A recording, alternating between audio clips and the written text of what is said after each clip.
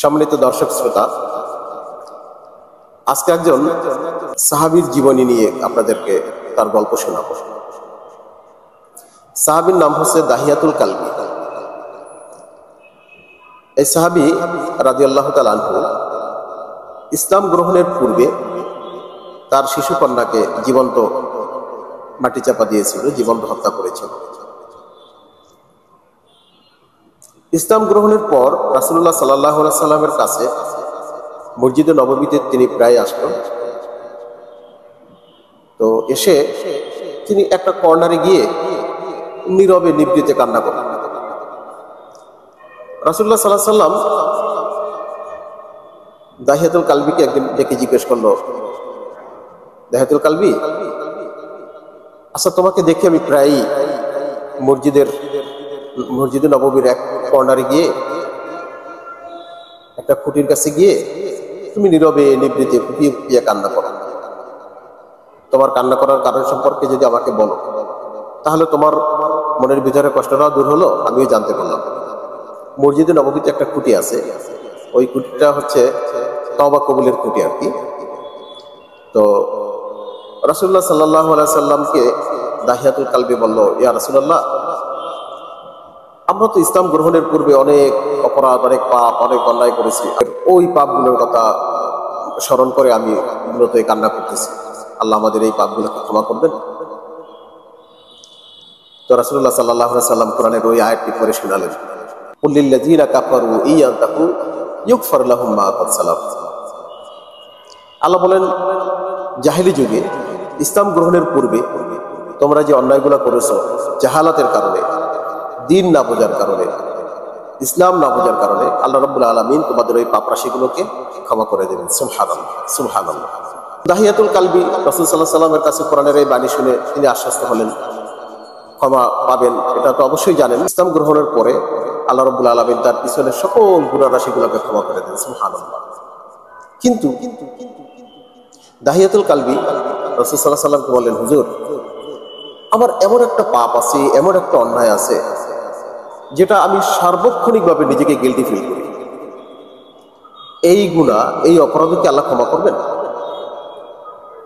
তো রাসূল সাল্লাল্লাহু আলাইহি সাল্লাম বলেন, দাহিয়াতুল কালবি, তুমি এমন কি অপরাধ করছো বলো আমাকে। দাহিয়াতুল কালবি হুজুর সাল্লাল্লাহু আলাইহি সাল্লামকে তার পুরো ঘটনাটা শোনালেন। তিনি বললেন, আমি সফরের জন্য বিদেশ যাব, তো তখন আমার স্ত্রী সন্তান সম্ভব। আমি আমার স্ত্রীকে বললাম যাবার সময়, যদি আমার কন্যা সন্তান হয় তাহলে তুমি তাকে মেরে ফেলো, তাকে তুমি মাটি চাপা দিয়ে দিও, হত্যা করে ফেলো। তো আমি চলে গেলাম যথারীতি। কিছুদিন পরে, কয়েক বছর পর, আমার সফরটা লম্বা ছিল, কয়েক বছর পর আমি যখন বাড়িতে ফিরলাম, তো দেখলাম ফুটফুটে ছোট্ট একটা মেয়ে দৌড়ে এসে আমাকে জড়িয়ে ধরলো, আমাকে বাবা বাবা বলল। আমি আমার স্ত্রীকে জিজ্ঞেস করলাম, মেয়েটিকে? আমার স্ত্রী বলল, এটা তোমার সন্তান। তো আমি মনে মনে রাখলাম, কিছু বললাম। তো স্ত্রী বলল যে, দেখছো তুমি কত সুন্দর, আর তোমার মেয়েটা কত সুন্দর। ওর সৌন্দর্যে আমি বিমোহিত হয়ে ওর নাম রাখছি আমি জামিলা, মানে সৌন্দর্যের পসরা। সুবহানাল্লাহ। আল্লাহ মানুষকে যে কত সুন্দর করে তৈরি করেছে, সেগুলো আপনারা যদি কেউ কখনো হজে ওমরায় যান, দেখবেন মানে সব ধরনের মানুষের এখানে সমাগম হয়তো, কত সুন্দর, চোখ ফিরানো যায় না। সুবহানাল্লাহ, আল্লাহর সৃষ্টি কত সুন্দর। আসলে মানুষের যে সুন্দর কোনো সৃষ্টি আর নাই, সে যা কিছুই হোক, মানে মানুষই হচ্ছে সবচেয়ে বেশি সুন্দর। আল্লাহ কি বলছেন কোরআনে, লাকাদ খালাকনাল ইনসানা ফি আহসানি তাকওয়িম। সুবহানাল্লাহ, আমি মানুষকে কি সুন্দর করে তৈরি করেছি। মানুষ যদি কালো হয় তাও সুন্দর, মানুষ যদি অল্প কালো হয়, অল্প সুন্দর হয়, তাও সুন্দর। আর যদি মানে সুন্দরী হয় বা সুন্দর হয়, তা তো আরো কত সুন্দর। ইসা আলাইহিস সালামের দৃষ্টান্ত তো আছেই কোরআনে। তো তার মা তো সন্তানকে হত্যা করতে পারে না, সম্ভব না। তারপরে কিছু পাষণ্ড পিতামাতা আছে দুনিয়ায়, এখনো আছে। আমাদের বাংলাদেশে কিছুদিন আগে একটা ঘটনা দেখলাম, তার 15 বছরের মেয়ে তাকে হত্যা করে ফেলছে, খুন করে ফেলছে মা বাবা দুজনে মিলে, প্রতিপক্ষকে ফাঁসা দেখিয়ে। চিন্তা করতে পারেন, সেই জাহেলি যুগের চেয়ে এই যে কাজটা করছে, জাহিলুল যুগকে ফেল করাই দিল না? এই ধরনের মূর্খতা, এই ধরনের জাহালাত মানুষের ভিতরে আছে, এটা থাকবে কিয়ামত পর্যন্ত। এদের দৃষ্টান্তমূলক শাস্তি চাই। এমন বিচার হয় যেন আসলে কোরআনের আইন যদি পৃথিবীতে চালু থাকে, কোরআনের আইন দিয়ে যদি বিচার হয়, তাহলে একটা অপরাধ করার পর দ্বিতীয় আর একটা অপরাধ সংঘটিত হওয়ার সম্ভাবনা, চান্স খুবই কম থাকে। মানুষের ভয়ে, কারণ আল্লাহ মানুষ তৈরি করছে, তারে কি বিচার দিলে, কি পানিশমেন্ট দিলে পরে সে শান্ত থাকবে, আর এই অপরাধ আর কেউ করতে সাহস পাবে না, সেটা আল্লাহই তো ভালো জানে। আপনি আমি আইন তৈরি করে মানুষের জন্য, মানুষ এই আইন তো কদিন পর চেঞ্জ করা লাগবে, সেটা আসলে হয় না। সেজন্য কোরআনের আইন প্রয়োজন। সেজন্য কোরআনের আইনের জন্য কিভাবে দুনিয়ায় প্রতিষ্ঠিত হতে পারে, সবার আমাদের সেই প্রচেষ্টা, সবার এই কোশেষ, এই চিন্তা ভাবনা, এই জিহাদ প্রত্যেকের করা ফরজ, জরুরি। যাই হোক, তো রাসূল সাল্লাল্লাহু আলাইহি সাল্লামকে উনি বলল যে এই ধরনের ঘটনা হয়েছে। তা আমি পরের দিন রাতে চিন্তা ভাবনা করলাম, আমি চিন্তা করলাম যে ওকে সকালবেলা নিয়ে যাব, নিয়ে পাহাড়ের কোনো কোণে, পাহাড়ের কোনো পাদদেশে গর্ত করে ওকে জ্যান্ত কবর দিয়ে দেবো। লা হাওলা ওয়ালা কুওয়াতা ইল্লা বিল্লাহ। কি জঘন্য, কি অপরাধ! আরবের ওই জাহেলি যুগে এরকম নির্মম ঘটনাগুলো প্রায় হতো, যে একটা দুইটা হয়েছে সেরকম না, প্রায় এরকম হতো। সকালবেলা তার স্ত্রীকে বলল, জামিলাকে সুন্দর কাপড় পরাই দাও, ওকে খাবার খাইয়ে দাও, ওকে নিয়ে বেড়াতে যাবে। মা তাই করল। মা বুঝতেই পারে না যে এই ধরনের কোনো ঘটনা হতে পারে। আর দেখেন আরবের নারীরা কতটা অসহায় ছিল পুরুষদের কাছে, এবার চিন্তা করতে পারেন। আমাদের সমাজে আমাদের সন্তানদেরকে যদি আমরা গায়ে হাত দিই, মারি, তাহলে মায়েরা তো পালে খাই ফেলা, এরকম অবস্থা না বলেন প্রত্যেক সংসারে? অথচ এই মেয়েকে মেরে ফেলবে, কিন্তু মায়ের কিছু করার নাই, অসহায় নারী। সেই আরব্য সমাজে, সেই জাহেলি যুগে সাজিয়ে দিল, খাইয়ে দিল। বাবা আর মেয়ে তারা চলে গেল পাহাড়ের এক ঢালুতে। ওইখানে গিয়ে সাহাবী দাহিয়াতুল কালবি তিনি গর্ত করছিল, আর গর্ত করার সময় ওই বালু, মাটির কণা এসে দাড়িতে লাগছে, আর ওই ছোট্ট মেয়ে ওই দাড়িগুলা পরিষ্কার করে দিচ্ছে। আর জিজ্ঞেস করছে, বাবা তুমি এই গর্ত করতেছো কি জন্য? তুমি একটু দূরে গিয়ে খেলাধুলা করো, আমি তোমাকে ডাকবো। তো মেয়ে গিয়ে দূরে গিয়ে একটু খেলাধুলা করতেছে একা একা। তো যখন গর্ত করা শেষ হয়ে গেছে, তখন দাহিয়াতুল কালবি তার মেয়েকে ডাক দিয়েছে, এই এদিকে আসো, দেখো গর্তের ভিতরে যদি কি দেখা যায়। মেয়ে দৌড়ে আসছে, আয়েশা তাকিয়ে দেখে যে না, গর্তের ভিতরে তো কিছু দেখা যায় না। তো বাবাকে বললো, বাবা কিছুই তো দেখা যায় না। বললে আরো কাছে যাও। আরো কাছে যখন গেছে, পিছন থেকে সে ধাক্কা দিয়ে গর্তের ভিতরে ফেলে দিয়ে মাটি চাপা দেওয়া শুরু করছে। আল্লাহ!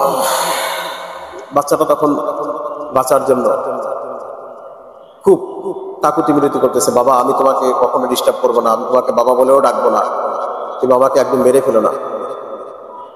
হাত দিয়ে এসে বাঁচার চেষ্টা করছে। এও বলছে যে দেখো বাবা, মা অনেক কষ্ট পাবে, তুমি আমাকে একদম জানে মেরে ফেলো না, আমি তোমার সামনে আর কখনো আসবো না।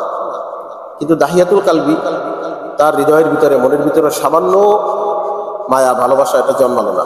কেন? সে চিন্তা করছে মনের ভিতরে তার পরিবার কি বলবে, তার আত্মীয় স্বজন কি বলবে, তার বন্ধু বান্ধব কি বলবে, সমাজ কি বলবে। এই যে একটা অবস্থা সেই সময় বিরাজমান ছিল, মেয়ে হওয়া মানে বিশাল অপরাধ। এই অপরাধবোধ তার ভিতরে কাজ করার কারণে তার মনুষ্যত্বটা বিলুপ্ত হয়ে গেছে। তিনি মাটি চাপা দিয়ে চলে আসেন। এই উনি যে আল্লাহ রসুলের হাতে ইসলাম গ্রহণ করল, তিনি যে আলো পেল, আধার থেকে যে আলোর ভিতরে চলে আসলো, তার ভিতরে এই যে অপরাধ বোধটা কাজ করতেছে, জীবনের শেষ প্রান্ত পর্যন্ত তার এই অপরাধ বোধটা কাজ করতেছে, অনুশোচনায় ভুগছে। দেখুন আল্লাহ তাকে ক্ষমা করে দিয়েছেন, পিছনের যত অপরাধ ছিল আল্লাহ তাকে ক্ষমা করে দিয়েছেন। কিন্তু উনি জাহালাতের কারণে, ইসলাম কবুলের পূর্বে যে এই অপরাধগুলো আরব সমাজে সংগঠিত হতো, তিনিও সেটারই শিকার হয়েছেন। সে সময় পরিবেশটাই ছিল এরকম। নারীদেরকে যুদ্ধে নিয়ে যাওয়া হইতো, যুদ্ধের ডাল তলার এগুলো আগাই নেবার জন্য। নারীদেরকে বাজারে পণ্যের মতো বিক্রি করা হইতো। নারীদেরকে ঘরের বাইরের যত কষ্টকর কাজ, সেই কাজগুলো নারীদের দিয়ে করানো হইতো বেশি। কোনো মূল্যায়নই ছিল না। সেজন্য আল্লাহ রাব্বুল আলামিন বলছেন, না, নারীরা ঘরের ভিতরে থাকবে, যত কষ্টকর কাজ পুরুষরা করবে। নারীদেরকে কোনো সম্পদ তো দূরের কথা, কিচ্ছু দেওয়া হইতো না। স্বামী মারা গেছে, স্ত্রী শেষ, চলে যাও, তুমি কোথায় যাবা তোমার ব্যাপার। আল্লাহ বলছেন না, এটাও হবে না, নারীদেরকে অর্ধেক সম্পত্তি দিতে হবে, তার কোনো খরচ নাই। অর্ধেক সম্পত্তি সে পাবে, একটা ছেলের যা পাবে তার অর্ধেক সম্পত্তি তার একজন মেয়ে পাবে, কিন্তু তার কোনো খরচ নেই। আল্লাহ কতটা ইহসান করছে দেখেন। সারা জীবনে যদি 1 টাকাও খরচ না করে, স্বামী খরচ করবে, সন্তান খরচ করবে, ভাই বাবা খরচ করবে, তার কোনো খরচ নেই। সুবহানাল্লাহ। ঘরের ভিতর থেকে আল্লাহ তাকে কি বলছে, ঘরের ভিতরে তাকে নিরাপত্তা দিল। আরব সমাজে নারীরা অর্ধ উলঙ্গ হয়ে তারা চলাফেরা করত। আল্লাহ বলছে না, তোমরা ঘরের ভিতরে থাকো এবং ঘর থেকে যখন তোমরা বের হবা সুন্দর পরিপাটি পোশাক পরবা, হিজাব ব্যবহার করবা, যাতে করে তোমাদেরকে দুষ্ট লোকেরা ডিস্টার্ব না করে। কতটা নিরাপত্তা আল্লাহ রাব্বুল আলামিন দিয়েছে। আর নারী সংস্কার কমিশন কি করছে, যে ধর্মের কারণে নারীরা আগাইতে পারে, এটা কোনো বুদ্ধি বিবেচনা সম্পন্ন মানুষের কথা। কোন ধর্ম? আপনারা তো বললেন না যে হিন্দু, বৌদ্ধ, খ্রিস্টান, ইহুদি এই ধর্মের নারীদেরকে কি অধিকার দেওয়া হয়েছে, সেটা তো বললেন না। আপনি শুধু মুসলমানদের কোরআনের কি বলা হয়েছে সেটা বললেন। আপনি কি নারী সংস্কার করতে আসছেন নাকি কোরআন সংস্কার করতে আসছেন? আপনাকে এই অধিকার কে দিয়েছে? আপনাকে স্পষ্ট করতে হবে। আপনি কি কোরআনের বিরুদ্ধে গিয়েছেন, নাকি নারীর বিরুদ্ধে গিয়েছেন, নাকি কারো এজেন্ডা বাস্তবায়নের জন্য আসছেন? আরব সমাজে নারীদের কি অবস্থা ছিল, বা এখন মুসলমান ছাড়া অন্য যে কোনো ধর্মের, আমাদের দেশে তো সব ধর্মের মানুষের বসবাস আছে, সেই সমস্ত ধর্মের নারীদেরকে কি অধিকার দেওয়া হয়েছে সেটা আপনারা কেন বলেন? সেটা ক্লিয়ার করেন, আমরা শুনব।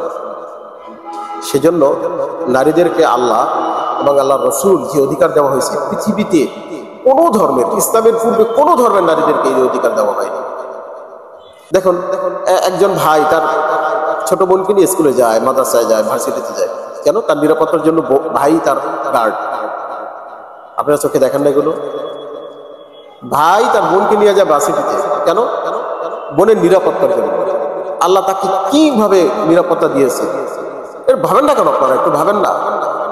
আল্লাহ রাব্বুল আলামিন সেজন্য কোরআনে বারবার বলেছে, ওরা আসলে চিন্তা করে না, ওরা আসলে গবেষণা করে না, ভাবে না, আফসোস করে বলছে। আপনারা একটু ভাবেন, গবেষণা করেন, চিন্তা করেন। আপনারা যে কাজগুলোর জন্য আপনারা করছেন, নারী কমিশন, সংস্কার কমিশন যেগুলো করছেন, যে কথাগুলো বলতেছেন, এগুলো তো আপনাদের বিবেকেই বাজা উচিত ছিল। আমরা কি বলতেছি পাগলের মধ্যে? এখনো সাবধান হন। যদি এখনো সময় থাকে তাহলে এগুলো যেগুলো কোরআনের সাথে, ইসলামের সাথে যেগুলো বিরোধ, যেগুলো কন্ট্রাডিক্টরি আছে, সেগুলোকে উইথড্র করেন, করে যেগুলো সমাজের জন্য ভালো সেগুলো আমরাও বলবো যে এটা ভালো। নারীর অধিকার তো আল্লাহ এবং আল্লাহ রসুল সবচেয়ে বেশি দিয়ে দিয়েছে। কি বলছে? আল জান্নাতা তাহতা আকদামিল উম্মাহাত, মায়ের পদতলে সন্তানের বেহেশত। শোনেন না এগুলো? নাকি ইসলামের কোনো বিষয় আপনাদের কান পর্যন্ত আসে না? আল্লাহ কোরআনে কি বলছে? যে তোমরা তোমার মা বাবা যদি বেঁচে থাকে, মা বাবাকে সর্বোচ্চ খেদমত করো, এমন কোনো ব্যবহার করো না উফি ওয়ালা তানহারহুমা ওয়া কুল লাহুমা কওলান কারীমা, যেন এরকম না হয় যে তারা তোমাদের আচরণে কষ্ট পাইছে। আল্লাহ রসুল কি বলছে? আল্লাহ রসুল কার খেদমত করবো? বলছে তোমার মায়ের। কার? তোমার মায়ের। আবার বলছে কার খেদমত করবো? বলছে তোমার মায়ের। এরপরে বলছে তোমার বাবার খেদমত করো। মাকে কোথায় উঠাই নিল? একবারও ভাবলেন না? আপনি আপনার নিজের অধিকারকেই তো খর্ব করলেন। আমি দোয়া করব, আমরা আলেম সমাজের আশা করব, আল্লাহ যেন আপনাদের শুভবুদ্ধির উদয় হয়, আপনার হৃদয়ে যেন কোরআনের আলোয় উদ্ভাসিত হয়। আল্লাহ যেন আপনাদেরকে কোরআনের এই মিছিলে যোগদান করার জন্য তৌফিক যেন দান করেন।